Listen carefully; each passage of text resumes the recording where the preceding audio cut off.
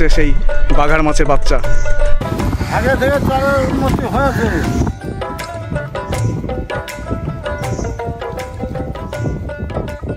তো ফ্রেন্ডস, আজকেও কিন্তু শিবনগর ঘাটে আছি, নির্মলচর যাব। তো নির্মলচর যাওয়ার উদ্দেশ্যে কিন্তু বেরিয়েছি। তো সঙ্গে আজকে আমার বন্ধু আলাহিম আছে। তো এই হচ্ছে আলাহিম। আজকে বেরিয়ে পড়েছি নির্মলচরের যাওয়ার জন্য। নির্মলচরের দেখিয়েছি, অনেকবার দেখিয়েছি নির্মলচরে যে কারপাড়া হারোডাঙ্গা বেশাক ক্যাম্পের দিকে যে নির্মলচরটা আছে। তো আজকে আমরা এসেছি ভগবানগড়ের এই সাইডটা, এই পাটটাই। তো জানি না কতটা আজকে দেখাতে পারবো, তবে আজকের ওয়েদারটা বেশ সুন্দর আছে, স্কাই ভিউটা দারুণ। তো দেখা যাক।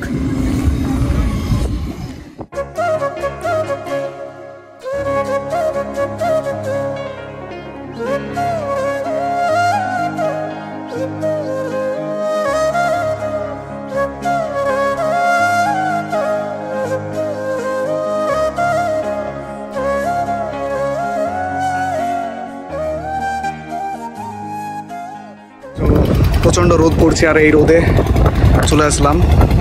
আর এই হচ্ছে আমার বাইক। তো নৌকোর উপর বাইক তুলে নদীর মাছ দিয়ে চলে আসলাম।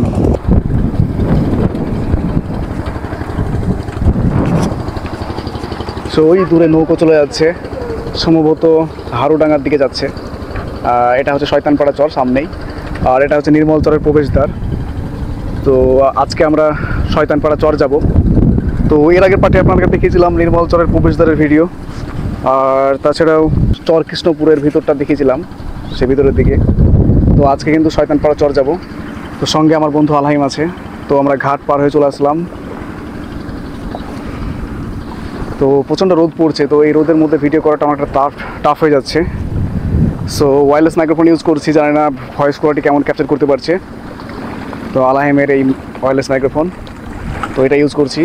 তো নদীর একটা স্রোত শুনতে পাচ্ছি, বেশ ভালো লাগছে। আর সামনেই মোষ চড়ছে, ছাগল চড়ছে, বেশ সুন্দর লাগছে। এক মনোরম পরিবেশ, এক মনোমুগ্ধকর স্নিগ্ধ বাতাস বইছে এই নদী থেকে। আর দেখতে পাচ্ছেন রাস্তার কি অবস্থা। তো এটা দিয়ে ট্রাক্টর গিয়েছিল, তো সেই কারণে যখন কাদা ছিল তখন বসে গিয়েছিল। তো এখন শুকিয়ে গেছে অনেকটাই। তো আলাহিম এবং আমি দুজনে মিলে আজকে শয়তানপাড়া চর যাব। সো সঙ্গে থাকুন এবং ভিডিওটি শেষ পর্যন্ত দেখার চেষ্টা করবেন। তো যারা এখনও পর্যন্ত সাবস্ক্রাইব করেননি, প্লিজ চ্যানেলটি সাবস্ক্রাইব করে সঙ্গে থাকুন এবং সাপোর্ট করুন। তো চলুন শয়তানপাড়া চর যাই। তো এই হচ্ছে আমার বন্ধু আলাহিম, আর সামনে আমার বাইক। আর এটাই হচ্ছে নির্মলচরের প্রবেশদ্বার, আর ওইটা ছিল শিবনগর ঘাট। সো চলো, লেটস গো। মাছ ধরতে পারছি কি? ওয়াও, দেখা যাক কেমন মাছ পাওয়া যাচ্ছে।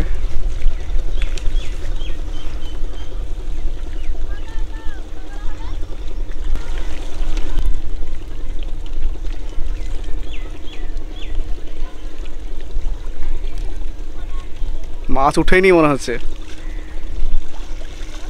ও মাছ আছে তো, এই তো মাছ পাওয়া গেছে মনে হচ্ছে। ছোট মাছ দেখতে পাচ্ছি এখানে।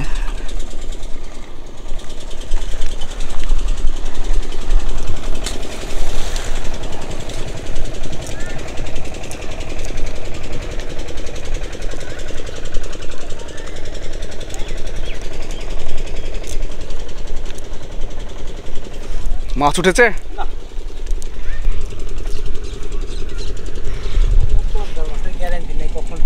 এই মাছটার নাম কি? এটা আপনার ফাঁসা। একদমই পাতলা, তো ভাজা খেতে হবে। ফাঁসা মাছ দেখতে পাচ্ছ, এরকম মাছ উঠলো। এগুলো বড় তো হয় নাকি?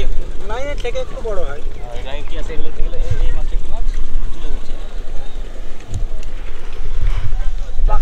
কই এখানে মাছ আছে নাকি? বাগার না? ও, এখানে মাছ। বাগার তো অনেক বড় হয়। বাঘার মাছ নাকি 15 কেজি বা 30 কেজি এরকম হয় নাকি? 30 কেজি আপনার। ও, তো দেখি বাঘার মাছটা। কুইন্টাল মতো হয়। সো ফ্রেন্ডস, এটাই হচ্ছে সেই বাঘার মাছের বাচ্চা। মানে বাঘার মাছ কিন্তু 15 থেকে 30 কেজি পর্যন্ত ওজনের হয়। তো এটা কিন্তু ছোট মাছ। নাও, রেখে দাও। এগুলো সবগুলোই বাঘার মাছ নাকি? না, আর অন্যান্য মাছ আছে। বাগার মাছ, এই মাছ কিন্তু অনেক বড় হয়, এটা বাচ্চা।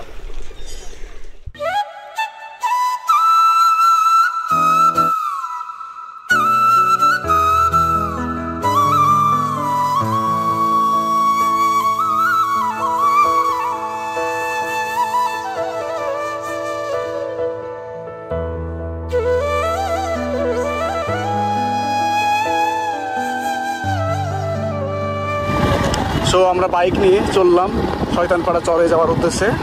তো নির্মল চর, তো এই পুরো চত্বরটাকে কিন্তু নির্মল চর বলা হয়।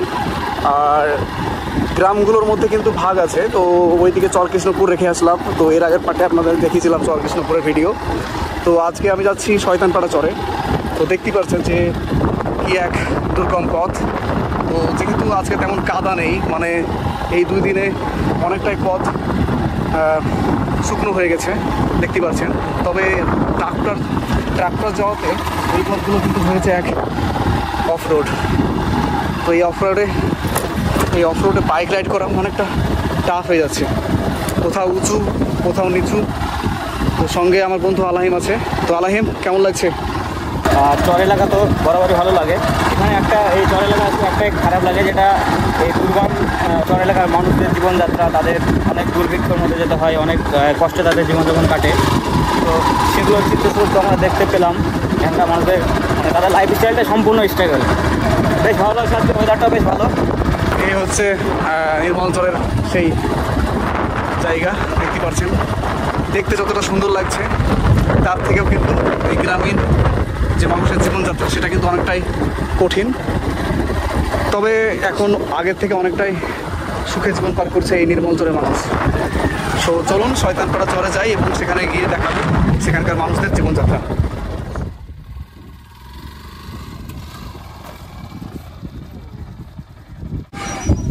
তো এই দিকটা হচ্ছে মহিষমারি চর, আর এই দিকে কিন্তু শয়তানপাড়া চর। সো এই হচ্ছে গ্রামীণ জীবনযাপন।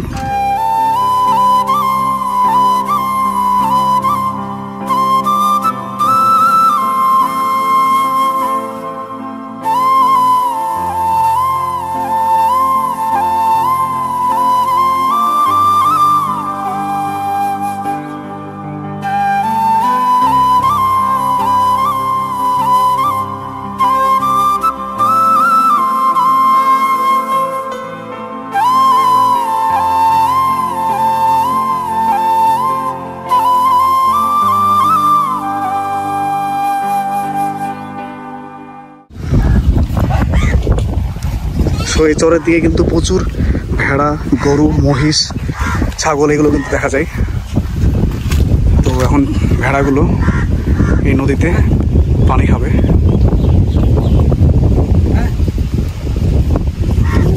পানি পান করাতে নিয়ে এসেছে এই ভেড়াগুলোকে।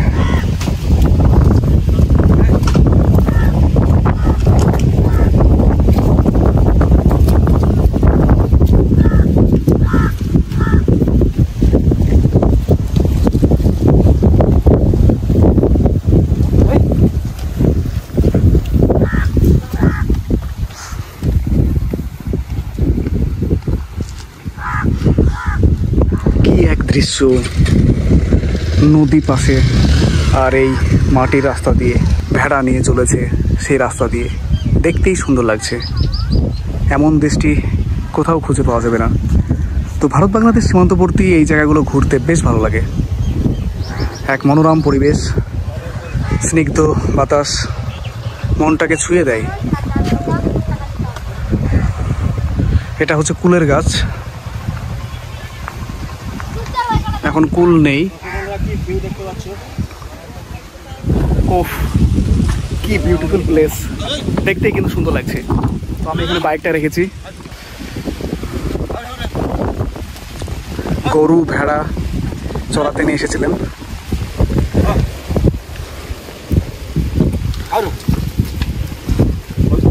গরুগুলোকে পানি খাওয়াবেন নাকি?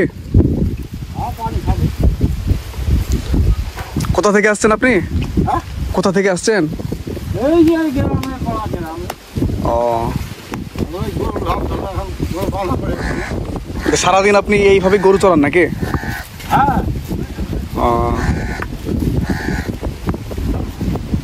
সকালের দিকে বেরিয়ে পড়েন?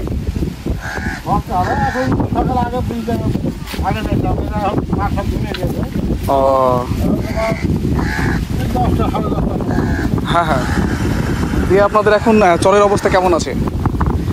আগে থেকে চরের উন্নতি হয়েছে, তো ভাঙনে দেখা যায় এটা বুঝবে না, কিছুদিন চলবে ভালো, তারপরে আবার মানে বন্যাতে ভেঙে যায়।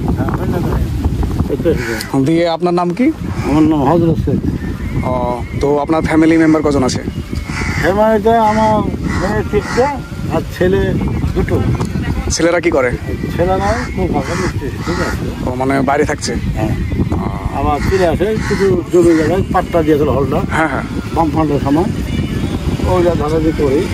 আর এই গরুগুলো আপনাদেরই নাকি? হ্যাঁ, গরুগুলো আমাদের। গরুকে সব দিয়ে খেলে তো ধরো আর গরু পোষায় তো। ও মানে বিএসএফ আপনাদের সহায়তা করে না? না, তোমার ওই ধার ঝাঁচি দিবে না, তো আখালকে খুব মারতো। একজনের মুখে শুনলাম নাকি যে মানে অনেকজনকে নিয়ে খেটে নাই নাকি? না না, বিএসএফরা খেটে নাই কি? এইসবকে হ্যাঁ কাজে দিতে যায়, ওই চরে ওই ঘরে পাট্টা আছে, এবার এই কাজ কর, তারা পর যাচ্ছে। ও মানে কাজ করে নেওয়ার পরে কেন ছাড়তো? তাহলে বিএসএফরা সহায়তা করছে? খুব সহায়তা এমন করে না, ধরেন মানে চাপে রাখে? খুব চাপে, মানে চোর তো দেশে ধরেন যে চোর তো সব দেশেই আছে, কোনো দেশে বাকি আছে কি চোরের দোষ থেকে 60 গেল মানে ফান্ডে পড়ে যায়। ও আচ্ছা। এবার ধরো যে আমরা 60 গোছাতে যাই, এই সব তুই তোর দেশে চোর রেখেছিস, এই নিতে বলবে। তো আপনারা যেখানে চড়াতে নিয়ে যান সেটাও তো ভারতের অংশ? হ্যাঁ, ভারত অনেক দূর, ভারতটা অনেক দূর। মানে এই যে ফেরার একটা দেখেন উৎসাহ করে আছে, হ্যাঁ, হ্যাঁ। 6 কিলোমিটার ভেতরে ফেরার দেয়, মানে তাও যেতে দেয় না? এইখানে যাচ্ছে না 6 কিলোমিটার, তো এইখানে ভাবছেন নাকি ওই বাংলাদেশের আগে বহুত। তো তাহলে যাদের জমি আছে তারা কি করবে? ওই যে মানে আধার কার্ড দেখিয়ে রাখতে হয়, ও, আধার কার্ড দেখিয়ে আবার রাখতে হয়, 4টে বা টাইম নেই, মানে জমির দলিলও দেখে নাকি? না দলিল হ্যাঁ জমা নেয়, ধরেন যে ওইটাই গেছে। আর তো এই নির্মল চরটা পুরোটাই নদী দ্বারা ঘেরা নাকি? হ্যাঁ সবই হয় আসল, এই যে পাহাড় এখানে ওটা হলো ভয়ঙ্কর, হলো আসল ও, পাহাড়ি। পাহাড়ি। একবার ওই বাংলাদেশ থেকে আসে ওই পর্যন্ত ঠিক আছে, ও ওই যে কালো কালো লাগছে হ্যাঁ হ্যাঁ। ওটা সম্পূর্ণ ভারতের বাংলাদেশ থেকে আসে ঠিক আছে। তারপরে এই নদী যখন আবার বুঝে গেল তখন বাংলাদেশ আবার চলে গেল, বাংলাদেশ চলে যাবে, তখন শুকিয়ে যায় তখন? হ্যাঁ এই নদী শুকিয়ে যায়, পানি পানি হালকা টাকা থাকে। তো এখন যে পানিটা দেখতে পাচ্ছেন এটা কম আছে না বেশি আছে? না এইরকমই থাকে কিনা, একটা বন্যা বেশি হলে আকাশ উপরে উঠে যায়। আর ওইদিকে তো পদ্মা নদী আছে? হ্যাঁ, পদ্মা নদী ওটা বাংলাদেশের মধ্যে পড়ছে? ওই যে বিয়ে সব দেখে বিশাল ও মানে খুব কাছে না, সামনে? সামনে ওই যে দেখতে হবে, একটা দেখেন নদী বড়। হ্যাঁ হ্যাঁ দেখা যাচ্ছে, এই তো ঘরটা দেখা যাচ্ছে, সাদা ঘরটা। সো দর্শক বন্ধুরা, আপনারা জানতে পারলেন যে চরের জীবন অনেক কষ্টকর, তবে আগের থেকে অনেকটাই এখন উন্নতির পথে। ইলেকট্রিক চলে এসছে, এদিকে সোলার প্যানেল ছিল, যখন ইলেকট্রিক ছিল না তখন কিন্তু সেই সোলার প্যানেলের মাধ্যমে সেই লাইটগুলো চালানো হতো, তো এখন ইলেকট্রিক চলে এসছে, তো অনেকটাই চরের উন্নতির মুখে। তো এই হচ্ছে চরের জীবনযাত্রা, তো বেশ ভালো লাগছে। আর এই নদীর ধারে ঘুরতে বেশ দারুণ লাগছে। তো এখানে দেখতে পাচ্ছি অনেকজন কিন্তু এই নদীর ধারে ঘুরতে এসছে, তো এই জায়গাটা কিন্তু সব থেকে বেস্ট জায়গা। এই রাস্তাটা আবার ভেঙে গিয়েছে সম্ভবত এই নদীর কারণেই।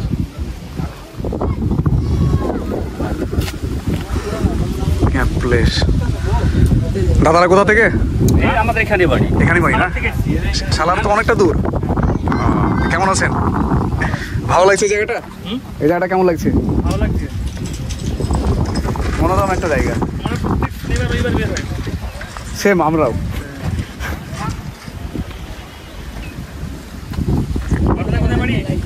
আমাদের বাড়ি এই মুর্শিদাবাদে।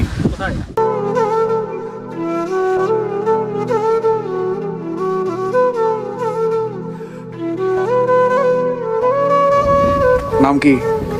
আরিফ শেখ। কোন স্কুলে পড়িস? আখরিগঞ্জ হাই স্কুলে। ও, এদিকে স্কুল নেই? আছে প্রাইমারি স্কুল। ও, হাই স্কুল নেই? ও, কোন ক্লাস পর্যন্ত আছে? হ্যাঁ, কোন ক্লাস পর্যন্ত আছে? তাও 6 পর্যন্ত আছে। ও, ক্লাস 6 পর্যন্ত আছে। এই স্কুল প্রতিদিন যাওয়া হয়? পড়াশোনা কেমন হচ্ছে? বাবা মা কি করে? বিকাশ করে ঠিকানা। বাইরে থাকে? আর মা কি করেন? আমি বাড়িতে থাকি। তোরা কয় ভাই? দুটো। দিয়ে চরের জীবন কেমন লাগে? ভালো তো লাগে। মানে খুব কষ্টের জীবন না ঠিকঠাক? বন্যার সময় কষ্ট লাগে যেতে। বন্যার সময় মানে কিরকম কষ্টটা হয়? কাদা মাদা পরে যেতে আবার মানে অসুবিধা হয়। মানে এই রাস্তার পথ হয়ে যায় কাদাতে ভর্তি, দিয়ে তাহলে স্কুল যাওয়া তো অনেকটা রিস্ক হয়ে যায়। এখান থেকে অনেকে যায় নাকি পড়তে? মাঝে মাঝে যায়। তাহলে চরের তো একটা হাই স্কুল হওয়া উচিত, কি বলিস? হ্যাঁ, চরের ভিতরে শুধুমাত্র প্রাইমারি স্কুলগুলো আছে, প্রাইমারি স্কুল আর ওই জুনিয়র হাই স্কুল যেগুলো আছে ক্লাস 6 বা 8 পর্যন্ত।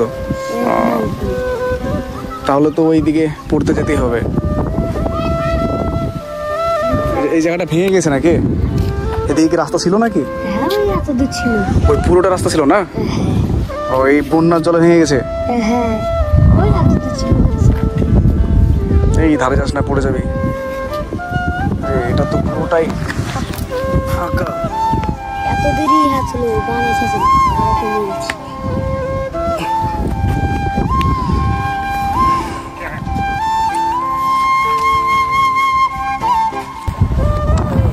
সো ফ্রেন্ডস, এখনও কিন্তু এই জায়গাটা দাঁড়িয়ে আছি। তো এটা হচ্ছে মহিষমারির রাস্তা, সামনে হচ্ছে মহিষমারি গ্রাম।